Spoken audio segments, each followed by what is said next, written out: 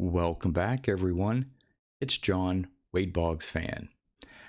Before I get into today's topic, I do want to mention I do have two cards to show off that I got in the mail today, a Wade Boggs card and a vintage card. So I will be showing them off. But for today's topic, I question whether I am a true collector. Now, this is not meant to be a commentary on collecting versus investing versus flipping. That's not what this is about. It is about the fact that the World Series just wrapped up. Baseball season wrapped up for the year. And I realized that I didn't watch a single game of the World Series. I may have watched at the most 3 innings of baseball on TV this year. I may have followed the Mets and Red Sox's scores standings, on my phone every once in a while just to see how they were doing. But I didn't really watch any games. And the more I thought about it is I don't really watch a lot of sports. And I'm seeing a lot of YouTubers out there that, watch, a ton of games, or at least ones of their favorite teams. They're maybe in fantasy leagues, and that are really into the current players and the teams and watching the game. I collect baseball cards. Okay, so you would think that I would be really into baseball. Now, I love the game of baseball. I just don't watch a lot of it on TV. And maybe that leads to, beyond my Wade Boggs collection, of course, why I tend to lean more toward vintage than modern, because I don't watch the modern players play. It wasn't until this year, until I saw people opening packs of cards, that I even knew who Lou Bob was. And again, if it wasn't for comments I heard on other channels about his second half swoon, I guess I wouldn't have known about it. Because I don't watch that much sports on TV. Now, football, I'll occasionally watch college football. Penn State, they're horrible this year, so I don't even know if I'm going to turn them on. I'll occasionally watch a Penn State football game.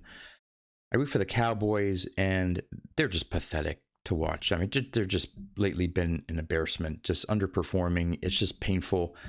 Other than that, I don't really watch any football.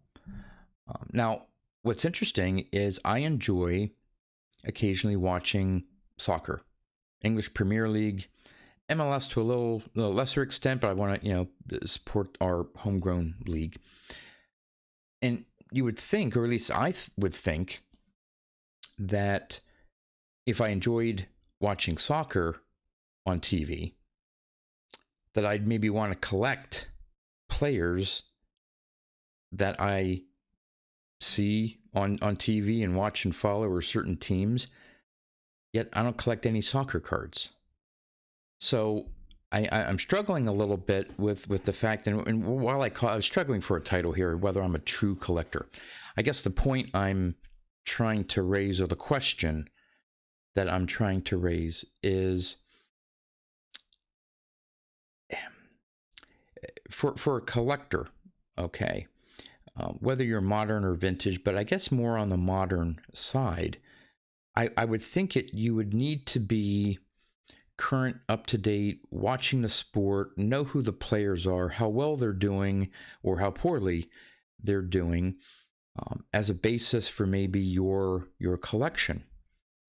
And I'm not putting myself down, because it is what it is. I don't watch a lot of sports, and I'm not really going to change. So this isn't a, hey, I want you guys to tell me to watch more sports, and that's what I'm going to do.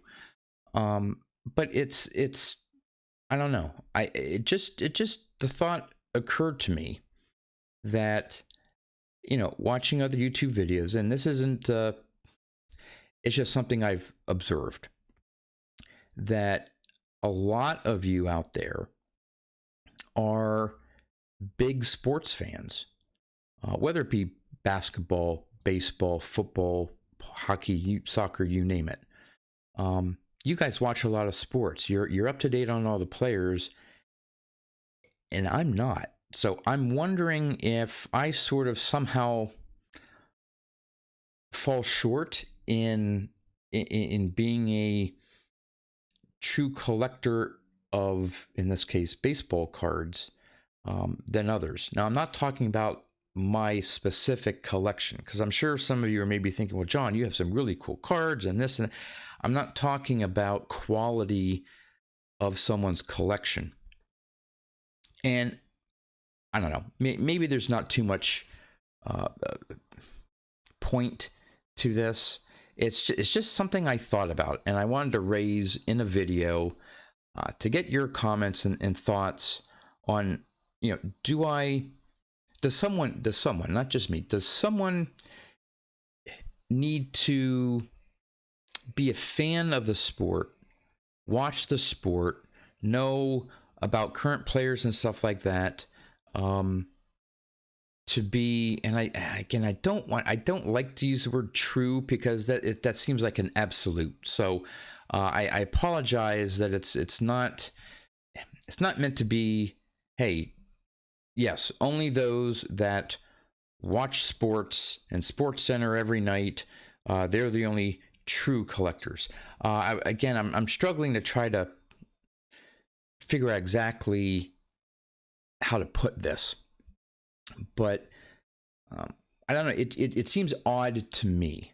Let's just try it this way. It seems odd to me that I enjoy collecting baseball cards, and even some of the moderns. Let me know.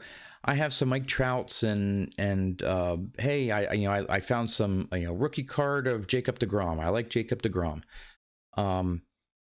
Mookie Betts, I found I had a rookie card. You probably seen those videos, but it seems odd to me that I enjoy collecting baseball cards when I don't really watch the game, that I'm not really into the current teams and players, and finding out who's up for free agency this year, and who the new coaches are, and commenting about, for example, in the National League, I root for the Mets. In the American League, I've always rooted, well, not always, but for a long time, rooted for the Red Sox. Now, I could probably name most of the starting lineup of the Mets, but I would be hard pressed, honestly, and a little embarrassed about it, but I can't name that many players on the Red Sox. I can't name that many players on most of the teams.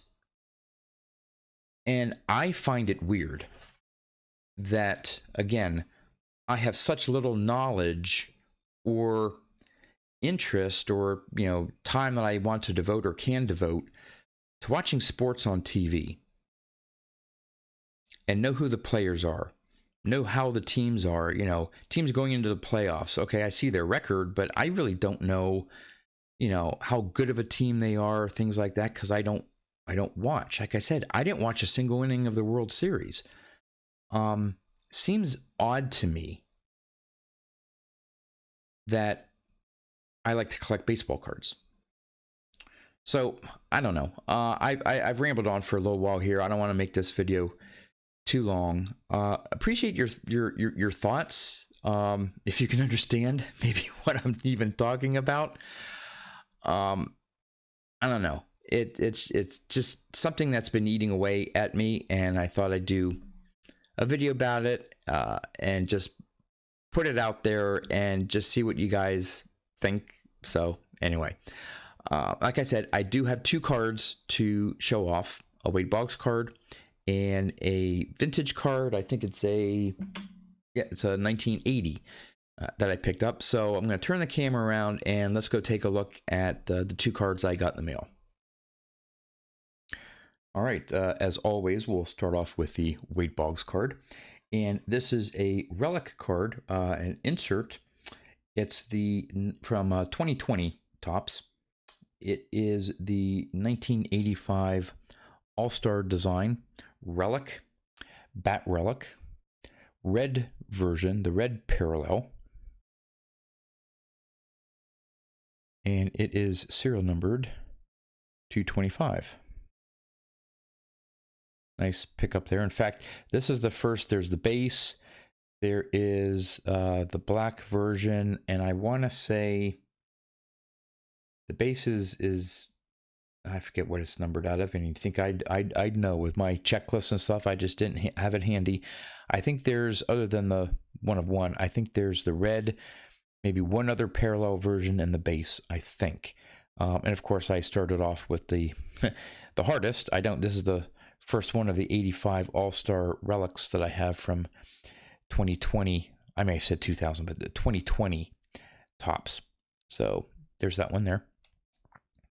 And the vintage card I picked up from 1980, Mr. Rod Carew. Picked this up in an 8 for what I considered a fairly reasonable price. Pretty good centering, which is what I'm looking for. And the back is nice as well. I'm in the process of, well, obviously looking for various different 80s cards, but of course the big one to get is the Rickey Henderson. And I'm struggling a bit. Obviously I don't have a lot of money to spend, and Henderson's cards, I definitely can't afford, at least at this point in time, more than a 6. And even then, I'm not, that's maybe stretching my budget a little bit, again, for what I'm looking to do with my vintage collection. I've seen a couple decent 6s, not too many 5s. I saw a 4. I decided to pass on it. It was, I struggle a little bit. While a 4 is okay, reasonable, not too bad. I'm struggling a little bit on these higher end vintage cards, especially in the 80, 79, 78 years, that to me, I think I should be able to find nicer copies. Like, I shouldn't have to settle for a 4 for a 1980 card. I can see getting a 4 for, possibly, a 75 card, a 70 card, a 68 card, or something like that. A nice 4 with some roughness to it, but still, say, a well-centered copy, whatever. That's, in my mind, that's okay. But to get a 4 of a card made in 1980, I know it's 40 years old, okay, but to me, it just feels like I can do a little bit better. And the 4 was, it looked like a 4. It was fairly beat up, and so with the card like Henderson, I may go a bit outside my budget. Of course, I have to plan for it, and maybe put off some other vintage purchases for a little while, and get a little bit of a nicer copy. Not necessarily a 7, because those are going well over $100, but maybe try to find a nice 6 at a decent price. I think personally I would be okay with that. Again, it's not about the grade, but about getting the card in a nice condition. And I think, again, for 1980, I struggle settling for a quote-unquote not as good condition card. So we'll see how that works out. But with that backdrop of the Rod Carew card, I'll wrap this video up with trivia time. And the question from the last video, I didn't intentionally mean to be sneaky, although, what the heck, it was a little sneaky. The question was, what is the first name of the pitcher who holds the record for the most strikeouts in a career? Well, if you're a baseball fan, you know that the career strikeout leader is Nolan Ryan. And so I got a lot of Nolans. Well, what you may not know is that Nolan isn't his first name. His full name is Lynn, Lynn, Lynn Nolan Ryan. But he goes by Nolan Ryan. And I think not all, but I know some of the backs of his cards do show his name as Lynn Nolan Ryan. But most of us know him by Nolan Ryan. So it was a little bit of a trick question. But yeah, you got to throw those in every once in a while. So, all right. The new question for this video: how many batting titles did Pete Rose win in his career? How many batting titles did Pete Rose win in his career? Bonus points if he has won some. Bonus points if you can name the year or years. I won't give too much away. Year or years. So I gave it away that there's probably at least one.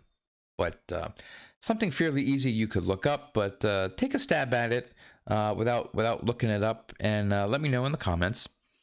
And again, if you have any idea of what I was babbling about earlier, feel free to comment on what your thoughts are about me liking the game of baseball, collecting baseball cards, yet not really watching it and following it on the TV. So that's all I have. Thanks for watching, and I'll see you next time.